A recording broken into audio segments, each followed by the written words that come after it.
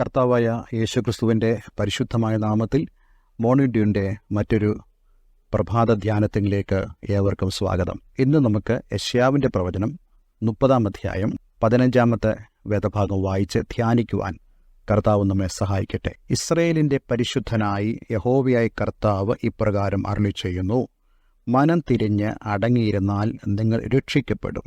വിശ്രമിക്കുന്നതിലും ആശ്രയിക്കുന്നതിലും നിങ്ങളുടെ ബലം. കഴിഞ്ഞ ദിവസം നമുക്ക് യെശയ്യാ പ്രവചനം 30-ാം അധ്യായത്തിൻ്റെ ആദ്യ വേദഭാഗങ്ങൾ ധ്യാനിക്കുവാൻ കർത്താവ് നമ്മെ സഹായിച്ചു.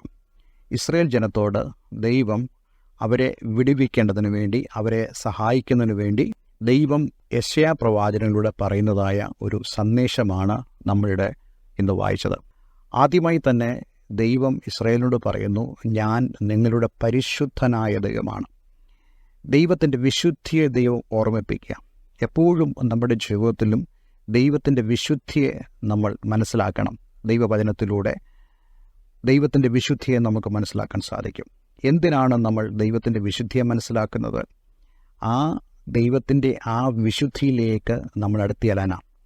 വിശുദ്ധനായ ദൈവത്തെങ്കിലേക്ക് നമുക്ക് അടുത്ത് ചെല്ലുവാൻ നമ്മെ തടയുന്നത് നമ്മുടെ പാപമാണ്, നമ്മുടെ അകൃത്യമാണ്. ആ അകൃത്യങ്ങളിൽ നിന്നും നമ്മൾ മനം തിരിഞ്ഞ് വരണമെന്ന്, നാം മടങ്ങി വരണമെന്ന് ഇവിടെ ദൈവം ഇസ്രായേൽ ജനത്തോട് സംസാരിക്കുക.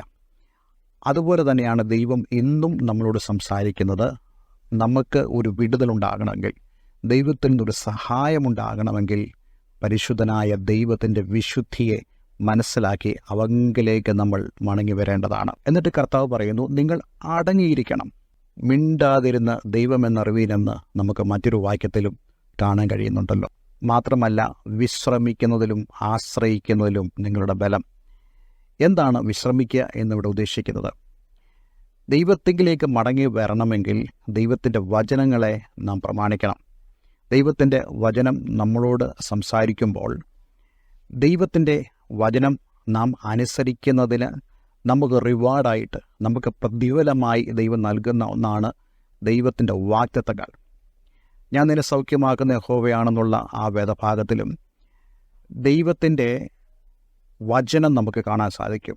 അത് അനുസരിക്കുന്നവർക്കാണ് ദൈവത്തിൻ്റെ സൗഖ്യം അനുഭവിക്കാൻ കഴിയുന്നത് എന്ന് പറയുന്ന പോലെ ഓരോ വേദഭാഗങ്ങളും നാം അനുസരിക്കുമ്പോൾ ദൈവവചനം നമ്മളോട് പറയുന്ന ദൈവത്തിൻ്റെ പ്രോമിസസ് നമ്മളിൽ നിറവേറുവാനിടയായിത്തീരും.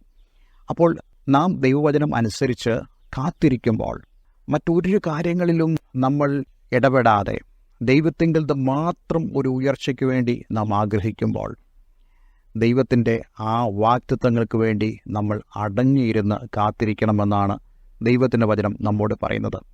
നാം അങ്ങനെ അടങ്ങിയിരുന്ന് വിശ്രമിച്ച് ദൈവത്തെ കാത്തിരിക്കുമ്പോൾ അത് നമുക്ക് ബലമായി മാറും. നമുക്ക് പുതിയ പ്രവൃത്തികളിലേക്ക്, പുതിയ ഉദ്യമങ്ങളിലേക്ക് പ്രവേശിപ്പാൻ നമുക്ക് ബലത്തിന് കാരണമായി തീരും. എനിക്കറിയാം, എന്നെ കേൾക്കുന്ന അനേകരും ജീവിതത്തിൽ ക്ഷീണിച്ച അനുഭവങ്ങളിലൂടെ കടന്നു പോകുക, ആത്മീയമായി ക്ഷീണിച്ച അനുഭവങ്ങൾ. അവർ ബലം പ്രാപിക്കണമെങ്കിൽ നാം ദൈവത്തെ കാത്തിരിക്കണം. ദൈവത്തിൻ്റെ വചനം പറയുന്നല്ലോ, യഹോവയെ കാത്തിരിക്കുന്നവർ ശക്തിയെ പുതുക്കും. അതുകൊണ്ട് ഈ ദിവസം നമുക്ക് ദൈവത്തിൽ ആശ്രയിപ്പാൻ, അവൻ്റെ ശക്തിയിൽ ബലപ്പെടുവാൻ കർത്താവ് നമ്മെ സഹായിക്കട്ടെ. ഒരു നിമിഷം നമുക്ക് പ്രാർത്ഥിക്കാം. സ്വർഗീയപിതാവേ, ഞങ്ങളെ കേൾപ്പിച്ച വചനത്തിനായി സ്തോത്രം. ഈ വചന നിമിത്തം അങ്ങയുടെ മക്കൾ അനുഗ്രഹിക്കപ്പെടട്ടെ. ദൈവത്തിൻ്റെ വാഗ്ദത്തങ്ങളെ കാത്തിരിപ്പാനും ആശ്രയിക്കുവാനും അടങ്ങിയിരിക്കുവാനും അങ്ങയുടെ മക്കളെ ഇടയാക്കണമെന്ന് പ്രാർത്ഥിക്കുന്നു. പ്രാർത്ഥന കേട്ടതിനായി നന്ദി. യേശുവിൻ നാമത്തിൽ തന്നെ ആമേൻ, ആമേൻ. എല്ലാവർക്കും ശുഭദിനം ആശംസിക്കുന്നു. God bless you all.